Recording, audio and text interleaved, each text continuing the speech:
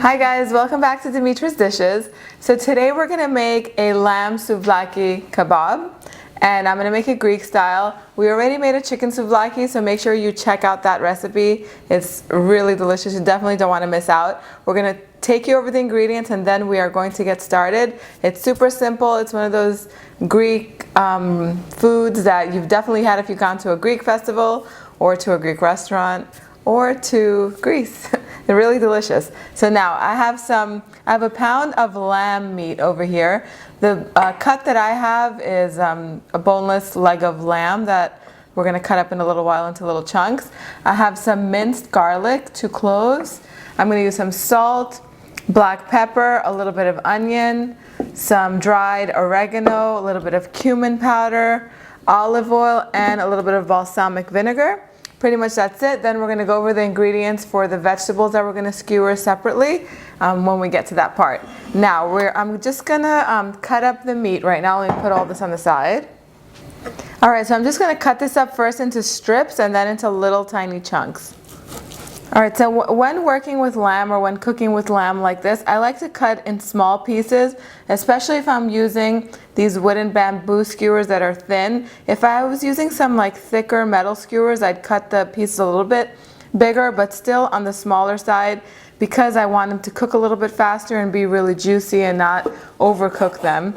So I feel like this size, actually even a little bit smaller than this, is better. Let's get a better piece off of this one. I think this size is ideal if you're using a wooden skewer. I'll cut this one in half. And I'm going to cut up all the rest of the meat. I've cut up pretty much most of the excess fat. Whenever I get to pieces like this, I'm going to cut it off. Sometimes the meat comes really fatty and I just like to cut most of the excess fat off, leaving just a little bit of fat on there. But you do however you like. Alright, so my meat is cut up into chunks.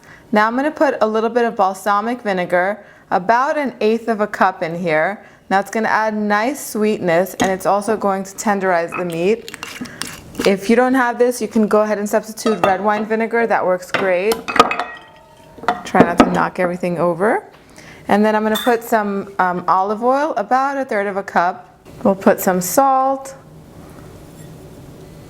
a little bit of black pepper. You can put crushed red pepper flakes if you wanted to.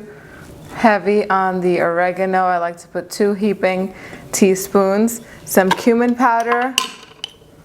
Put about 1/2 teaspoon. Does anyone else like to recycle their old jelly jars? Let me know. And then I'll put some minced garlic. I have 2 cloves right here. And then the last thing that I put in here while it marinates is like about 1/4 of an onion. And that's also going to add a little bit of sweetness and it's going to tenderize the meat even further.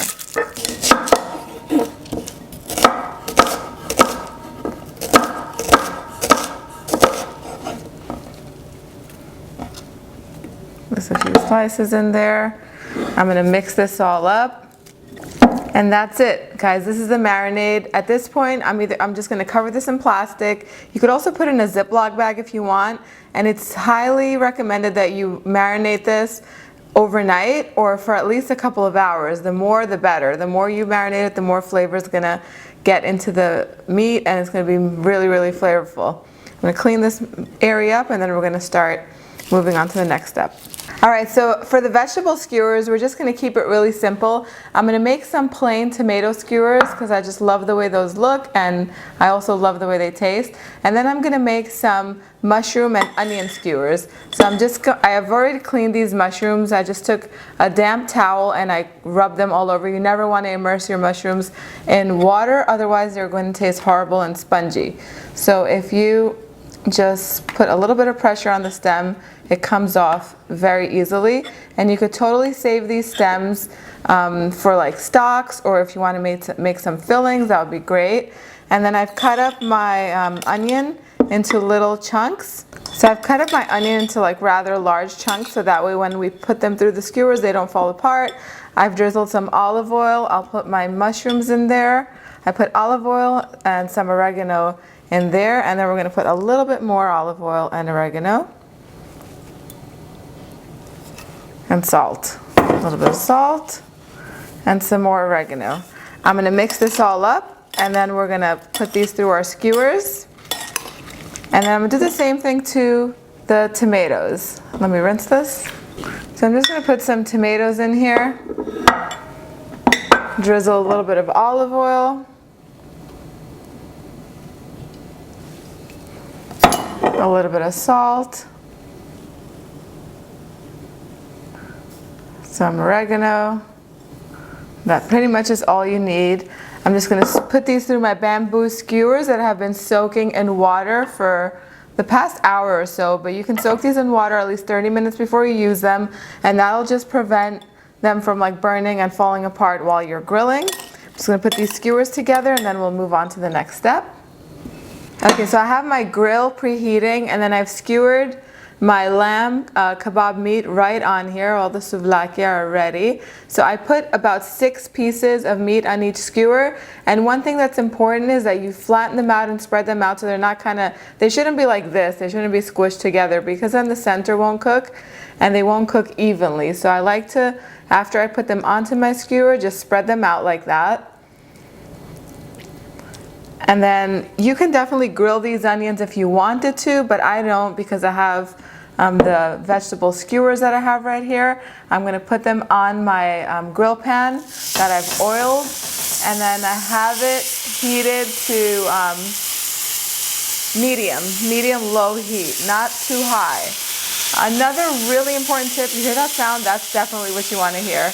Look at my skewers. But before we get to my skewers, another really important tip, whenever you're grilling meats, you want to make sure you take it out of the fridge at least 30 minutes before you start using it, so it can come to sort of room temperature. It should not be cold when it hits the grill, otherwise it'll fuse up and it'll become really, really tough rather than nice and soft and delicate. So I'm putting my skewers. I've also made these beautiful tomato skewers. And I'm just going to brush them with a little bit of this olive oil marinade that's left over there. So I like my meat cooked medium well, and that takes about 15 minutes for these to cook over medium heat on this grill. So it's going to take about 15 minutes, and I'm going to turn them about every 2-3 minutes so that way they can cook evenly on this side. And it takes almost the same amount of time for these skewers to be ready as well, the vegetable ones. But while they're cooking, I like to just take some of the oil and the oregano and salt and stuff that's left over here and kind of brush it on, and that'll help them get a beautiful char that's so pretty on grilled vegetables. I'm just going to flip them over in 2 minutes, and in about 15 minutes they'll be done, and I'll show you what they look like. Okay, so I'm going to flip these over, and look, they already started getting, I'm just going to do quarter flips just like this, so it can cook on the side. Look at that beautiful char that they're starting to get. That's what you want. The vegetables still need a little more time, so I'm going to leave them and turn them as we go. I think tomatoes need a little bit. Alright, so the kebabs are almost ready. The vegetables are completely, beautifully cooked. So I'm just warming up the pita bread, and then I'm going to place it on the bottom of my plate and the kebabs on top, and they're going to absorb the juice, and the pita is going to be even more flavorful. So you just want to warm the pita through just a little bit. You don't want it to get charred or toasty, otherwise it'll become hard and dry.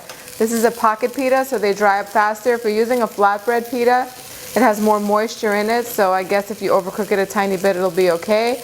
But these pitas, you just want to warm a little bit. And this is how I like my lamb. Let me turn my exhaust fan on because it's getting mighty smoky in here. Look at that. That looks fabulous. That is something that I cannot wait to eat, and I'm sure you can't wait to make it. I'm going to post the recipe on my website. But before I do that, I'm going to crumble just a little bit of feta cheese on top of my vegetables while they're nice and hot. And I just think that's just going to add some extra flavor to it. And if you want to, you can just cut a little more feta and put it around the plate. So that's it. That's how you prepare a delicious lamb souvlaki or lamb kebab, whatever you want to call it. It's totally so flavorful. You definitely want to make it. You want to serve it with some of my delicious tzatziki. I'm going to post links to all of these recipes in the description box down below. www.dimitrasdishes.com. Now I do have another vegetable skewer recipe that I made with my chicken souvlaki. If you watched that video already, if you didn't, make sure you check it out. That one was with bell pepper, tomato, onion, and some delicious halloumi cheese, which is a Cyprian cheese. I have some leftover veggies over there that I'm going to grill later on. I'm just going to dig into this, you guys. Check the recipe out, post comments down below, let me know what else you'd like to learn how to cook, and I will see you guys next time. Bye everyone.